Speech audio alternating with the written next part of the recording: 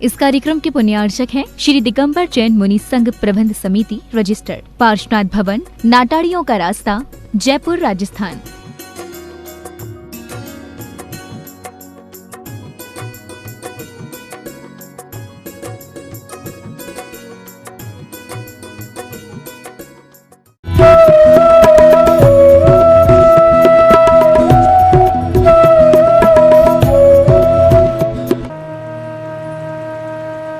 रास्ते चलते मुनिराजों पर कोई छीटाकशी करता है, टीका टिप्पणी करता है, तब आपका अहंकार क्यों नहीं जागता है?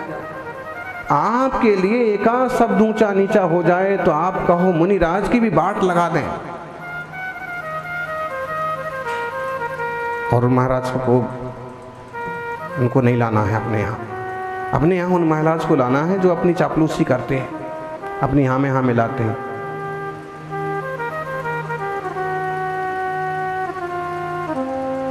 उचित है क्या? अगर आप अहंकार ही करना चाहते हैं, ऐसी जगह क्यों नहीं करते हैं कि कहीं धर्म का संरक्षण हो, कहीं साधु संस्था का संरक्षण हो, कहीं श्रावकों का संरक्षण हो, कहीं आपके अहंकार पर तब चोट क्यों नहीं लगती है जबकि आपका एक जैनी भाई और रुपए रुपए के लिए मारा फिरता है, औषधि के लिए मारा फिरता है, न्याय के लिए मारा फिरता है, जरा सी दुकान के लिए, जरा से माल के लिए दुनियादारी के सामने हाथ फैलाए पर तब आपका अहंकार नहीं जागता है कि मेरा भाई, कि जैनी श्रावक, मेरे धर्म का लोग तो मेरे को भी नाम रखेंगे ना। रखते हैं। एक केस पहुंचा, मंदिरों के केस भी कोर्ट में कम नहीं पहुंचते। जज साहब ने जैन साहब को बुला के कहा, उनके मित्र थे एक बहुत अच्छे वरिष्ठ, उनने कहा कि देखिए तुम्हारे जैन लोगों का केस आया है। क्या मतलब हुआ इसका? मतलब है कि जिन लोगों ने केस दायर किया है, जो झगड़े करके कोर्ट में पहुंचे हैं, चाहे मंदिर का मामला हो कि परिवार का मामला हो, वो जज साहब के जो मित्र हैं, उनके ग्रेड के हैं, वो उनसे शिकायत कर रहे हैं कि तुम्हारी समाज का केस, तुम्हारे गांव का केस हमारे कोर्ट में आया है। मतलब वो ये कहना चाहते कि तुम्हारा अहंकार कहाँ गया, तुम्हारी समाज के इतने से इस किस्से को तुम नहीं संभाल पाए। मतलब है कि बड़े लोगों को अहंकार, इस बात पर भी उनके अहंकार पर चोट लगना चाहिए कि समाज कहीं पिछड़ रहा है, शिक्षा में कोई परिवार पिछड़ रहा है, स्वास्थ्य के कारण से कोई जान दे रहा है, तो उन्हें शर्म आना चाहिए। आप कहोगे आप महाराज जी फिर से उसी तरह की बात पर आ गए, क्या करेंगे? क्योंकि हमें समय सार की ही बात आपको कहने का मन है, पूरा तैयारी उसी की है और गाथा भी उसी की आने वाली है। लेकिन कुछ ऐसे विषय हैं कि हम चाहें तो इनको टैकल कर सकते हैं। जब हमें मालूम पड़ रहा है कि हमारे मोहल्ले का व्यक्ति, हमारे मंदिर से जुड़ा हुआ व्यक्ति इतनी तरह से परेशान है, तो आपकी आत्मा को, आपके मन को नहीं लगता है कि ये भी एक चैतन्यमय जीव है, ये भी समय सार स्वरूप है, ये भी होनहार भगवान आत्मा है, ये भी परम पारिणामिक स्वभाव से सिद्ध परमेष्ठी है? तब ध्यान में नहीं आता है। अच्छा, ये आध्यात्मिक बातें ध्यान में ना आए तो यही ध्यान में आ जाए कि कोई मेरे को क्या कहेगा। इस समाज के इतने बड़े आदमी हो, तुम इतने बड़े नेता हो, और तुम्हारा अमुक आदमी छोटी सी फाइल लेकर के दफ्तर मारा फिरता है, उसका जरा सा भाड़ा नहीं चुकाया जाता है, उसका किराए का मकान छीन लिया जाता है। इस पर समाज को, समाज के प्रत्येक वर्ग को, उस मोहल्ले में रहने वालों, उस मंदिर से जुड़े हुए लोगों को मंथन करने की जरूरत है। जितने छोटे स्केल पर मंथन करेंगे उतनी जल्दी रास्ते निकलेंगे। आपने देख लिया कि हमारा पड़ोसी है, जैनी भाई है, और 2-4 लोगों ने मिलके 4 महीने के लिए उसका सिस्टम बिठा दिया, उसकी मन को कितनी प्रसन्नता होगी, उसकी आत्मा को कितनी शांति होगी। जिन लोगों के पेट भरे हुए होते हैं, उन्हें भूखे पेट वालों की तकलीफ मालूम नहीं पड़ती है। इसलिए कहते हैं कभी कभी भूखे पेट भी रहना सीखो। उपवास के नाम पर, एकासन के नाम पर कभी भूखे रहना सीखो तो तुम्हें मालूम पड़ेगा कि समाज में जो तमिलनाडु में बैठा हुआ एक इंसान है, जिसकी कमाई महीने की 5,000 भी नहीं है, उसके 7 आदमियों का जीवन कैसे चल रहा होगा। फिर आप कुछ करेंगे दान और कुछ करेंगे सेवा तो सच्ची कर पाएंगे।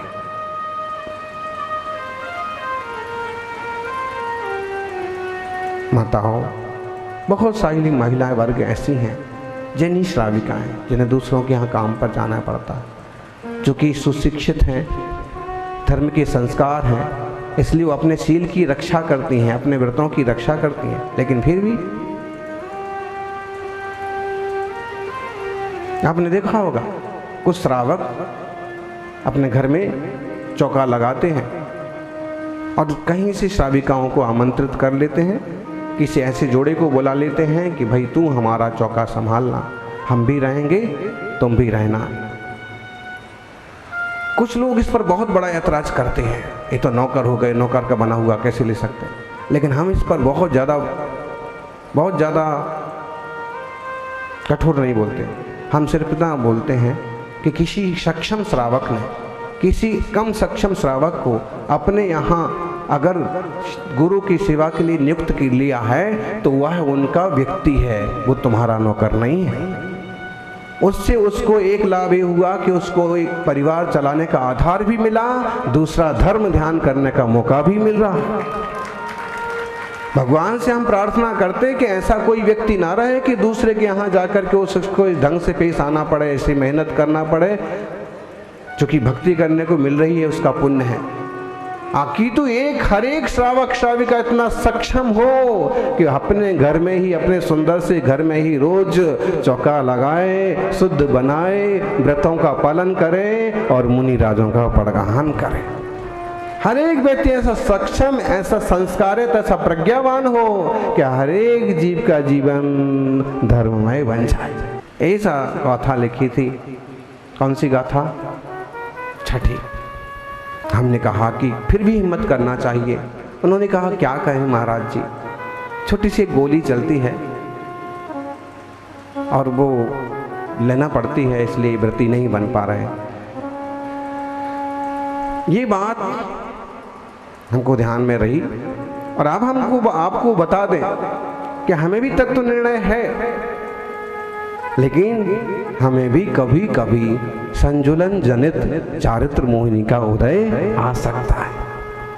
मुनिराज पूर्ण शांत, पूर्ण मौन, मीठे वचन वाले ही होना चाहिए, लेकिन किसी निमित्त बस उनको भी चारित्र मोहिनी में जो संजुलन कसाय विराजित है उसका उदय आ सकता है। इसलिए जो प्रज्ञावान श्रावक हैं वो समझते हैं कि कभी कुछ थोड़ा सा ऊंचा नीचा हो जाए तो मुनिराज को तुम मिथ्यात्व में मत डाल देना, ये तो द्रव्यलिंगी हैं। हम तो आपसे पहले ही कहते थे कि भले इनने समय सार चालू कर दिया है लेकिन है तो द्रव्यलिंगी। भाई द्रव्यलिंगी तो हैं, द्रव्यलिंगी ना हो तो भावलिंगी कहां से आएंगे? कुंद कुंद स्वामी पहले द्रव्यलिंगी। हमें दिख क्या रहा है? द्रव्यलिंग। क्या दिख रहा है जी? बोलो जी, यानियो क्या दिख रहा है? द्रव्यलिंग दिख रहा है। और द्रव्यलिंग देख करके आम संसारी सड़क चलता हुआ आदमी भी एक बार हाथ जोड़ता है। कोई संत जा रहे हैं, कोई महंत जा रहे हैं। ऐसे साधु तो हमने पहली बार देखे, दूसरी बार देखे, हमने दोस्तों से सुना था बहुत तपस्वी होते हैं, आज दर्शन हो गया। कैसे जाना उसने? तो ज्ञानी हम तो भावलिंगी संतों के पुजारी हैं। अच्छा, आप भावलिंगी संतों के पुजारी हैं, आप भावलिंगी संत लाओ। अगर आप केवल अकेले भावलिंगी संत के पुजारी हैं तो एक भावलिंगी संत लाओ, लेकिन द्रव्यलिंग नहीं लाना उसके साथ में। ला सकते हो? बोलो बोलो। हम कहें, आप कहोगे हम तो मिठास के पुजारी हैं, हम मिठास के पुजारी हैं। ठीक है भाई, आप मिठास के पुजारी हो तो आप मिठास लाओ, शक्कर मत लाना, मिठाई मत लाना। बिना मिठाई बिना शक्कर लाए मिठास आ जाएगी? ऐसे ही बिना द्रव्य के भावलिंगी भी नहीं होता। मुमुक्षु समझो, स्वामी कुंद कुंद भी द्रव्यलिंगी थे, समंत्र भद्र भी द्रव्यलिंगी थे, क्योंकि द्रव्यलिंग बाहर से सबको दिख रहा था और वे परम सौभाग्यशाली मुनिराज उस द्रव्यलिंग के साथ साथ पूर्ण भावलिंगी संत भी थे। द्रव्यलिंग से पहचान हुई कि हाँ ये मुनिराज है और भावलिंग इनमें विराजित है। आप कहीं से कपड़े वाला थोड़ी लेके आ जाएंगे कि हाँ हाँ ये भावलिंगी है, ये दिन भर आंखें बंद करके ऊँघते रहते हैं, आत्मा आत्मा करते रहते हैं, ये भावलिंगी संत है। ऐसा हो जाएगा? हैं? कोई अनाड़ी स्वीकार कर लेगा कि भाई एक दुपट्टा ही तो शरीर पर है, लेकिन ये भावलिंगी संत है। लेकिन सच्चा मोक्ष मार्ग का खिलाड़ी कभी स्वीकार नहीं करेगा। वो कहेगा कि पहले द्रव्यलिंग भी होना, द्रव्यलिंग तो नहीं दिख रहा है, तुम कौन से भावलिंग की बात कर रहे हो? और अगर भावलिंग है तो स्वीकार है, लेकिन ये चौथे गुण स्थान वाला होगा तो ही इसके ऊपर इतने सारे कपड़े हैं और इतने सारे लफड़े हैं। किसी संस्था को, किसी परिवार को चला रहा है, व्रती बन गया तो ही व्रती है, भावलिंग है, सम्यक दर्शन है, अव्रती है, बहुत अच्छी बात है। लेकिन मुनिराज कब कल आएंगे? बोलो जी। कोई तो बोलो। जज साहब आप ही बोलिए, आप नहीं बोलेंगे, आप तो कोर्ट में फैसला सुनाने वाले हैं। यहाँ तो आप शांति से मुनियों की वाणी सुनते हैं और हम कहते हैं हर एक व्यक्ति को इनसे सीखना चाहिए कि 50-60 साल प्रैक्टिस करने के बाद आज सभा में बैठते हैं तो कुछ अपना बघार नहीं लगाते हैं, चुपचाप हाथ जोड़ के बैठते हैं, पूरी सभा में शांति से सुनते हैं, किसी ने ऊपर बुलाया तो आते हैं, नहीं तो चुपचाप अपने घर चले जाते हैं। कुछ लोग ऐसे मिलेंगे कि इतनी सी कुछ भी क्षमता है, बघार इतना बड़ा लगाते हैं। ऐसे हैं कुछ लोग कि उनकी बड़ी क्षमताएं हैं, लेकिन जब गुरु चरणों में आते हैं तो बहुत सहजता से पेश आते हैं। अरे भाई, सांप दुनिया में कहीं भी घूमे तो बड़े टेढ़ा मेढ़ा जाए, लेकिन सांप भी जब अपने घर में आता है तो वो भी सीधा होके घुसता है बिल के अंदर। हम भी जिनालय में आए, मुनि महाराज की बसतिका में घुसे, समझ में आ रहा, बंदूक वालों को अच्छे से समझ में आ रहा। जब बंदूक वाले बोले तो हम एक बार सोच में पड़ गए कि कहीं बंदूक लेके तो नहीं आ रहे। बड़े अच्छे श्रावक हैं यहाँ के भी, लेकिन अपन इस बातों पर थोड़ा गौर करें। बाहर हम बाजार में कैसे टेढ़े मेढ़े थे, मित्रों के बीच में कैसे टेढ़े मेढ़े थे, मीटिंग में हम कैसे टेढ़े मेढ़े थे, लेकिन जब प्रभु चरणों में पहुंचे, मुनिराज के चरणों में पहुंचे तो कैसे हो जाएं? क्योंकि प्रभु हम तो भिखारी हैं, हम तो भिखारी हैं, भोगों के भिखारी हैं, आप निर्विकारी हैं, मोक्ष मार्ग के पुजारी हैं। आप बताइए कि हम क्या करें? हमारा अहम कैसे टूटे, हमारा वाहम कैसे टूटे? छठी गाथा, छठी छठाई गाथा, इसको पढ़ करके सुन करके जीवन का रूपांतरण हो जाता है। ज्ञानी नभी होदी अपमत्तो, आत्मा अप्रमत्त नहीं हो। तो अहम वाले लोग, वहम वाले लोग बांटते हैं, बंटते हैं, काटते हैं, कटते हैं, लेकिन दुनिया में कोई गुरु होते हैं, कोई प्रभु होते हैं कि फिर भी हमें आशीर्वाद देते हैं और हमें मोक्ष मार्ग पर स्थिर रखते हैं, धर्म ध्यान में लगाए रखते हैं। पराश्रय से उत्पन्न आकुलता, पराश्रय से कैसे मिटे? पराश्रय से उत्पन्न आकुलता, पराश्रय से कैसे मिटे? राग द्वेष से उत्पन्न संसार, राग द्वेष से कैसे घटे? यदि आत्मा प्रभु का नाम रटे, यदि आत्मा शुद्धात्मा का नाम रटे तो इसका भव का जंजाल कटे, मोक्ष का मार्ग मिले। पराश्रय से जो उत्पन्न हुआ है,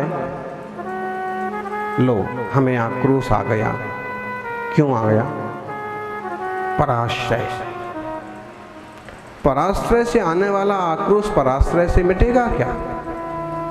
स्वाश्रय लो विकल्प तजो। अब महाराज जी मैं बहुत परेशान हूं, इस चीज को लेके मैं बहुत परेशान हूं। किस चीज को लेके? किसी भी चीज को लेके। जो गृहस्थी है वो कहेंगे मैं अपनी पत्नी को लेके बहुत परेशान हैं। जब देखो जब कुछ ना कुछ बोलती रहती है। ठीक है। दूसरा, मैं ये हो गया एक तरह से दो हिस्से से परेशान होना, और मैं पत्नी के लिए बहुत परेशान हूं। क्यों? बहुत अस्वस्थ रहती है, कुछ खाती नहीं है। तुमको थोड़ी पता है कि ऑफिस गए थे तब इसने क्या क्या खाया। लेकिन आप किसी भी दूसरी चीज का आश्रय लेके अक्सर कर परेशान रहते हैं, क्योंकि जिनके परिवार है उनका एक तरह से थोड़ा परेशान रहना संभव भी है। लेकिन जिनको तत्व निर्णय हुआ है वो परेशानियों में भी अपना कर्तव्य करते हुए परान्मुख नहीं होते, आत्मसम्मुख रहने की कोशिश करते हैं। थोड़ी देर के लिए हुआ गया फूफा, बाकी फिर अपने आप में। और बुद्धिमान लोग वही हैं कि अगर कोई फूफा कर रहा है तो आप बुद्धिमानी इसी में है कि आप थोड़ी देर के लिए आप चुप हो जाओ। सामने वाले की फूफा, आप कहोगे महाराज जी जवाब ना देंगे तो फिर तो और ही माथे चढ़ेंगे। भाई जिनको जो करना है माथे चढ़ना है चढ़ो, लेकिन जितना जायज उचित और कर्तव्य है आप उतना ही करना। अति करेंगे तो आप खुद उलझते जाएंगे, क्योंकि पराश्रय से पैदा हुई आकुलता पराश्रय से नहीं मिटेगी, स्वाश्रय लेना पड़ेगा। अंतर्मुख हो जाइए, जो जो हो रहा है सो होने दो। एक तरीका।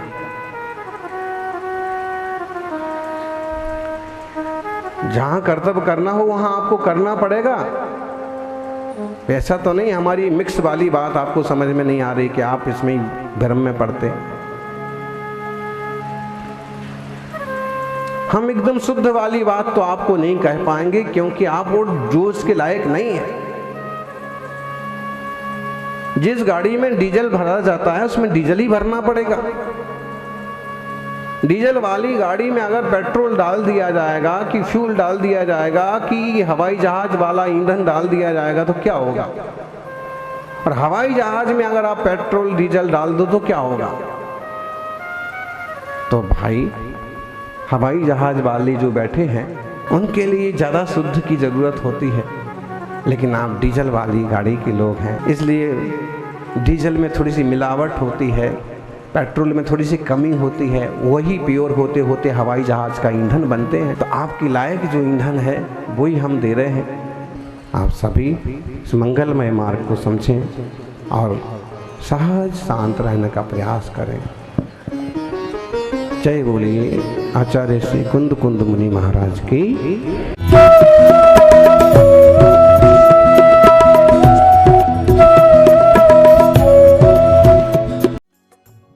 इस कार्यक्रम के पुण्यार्चक थे श्री दिगंबर जैन मुनि संघ प्रबंध समिति रजिस्टर्ड, पार्श्वनाथ भवन, नाटाड़ियों का रास्ता, जयपुर, राजस्थान।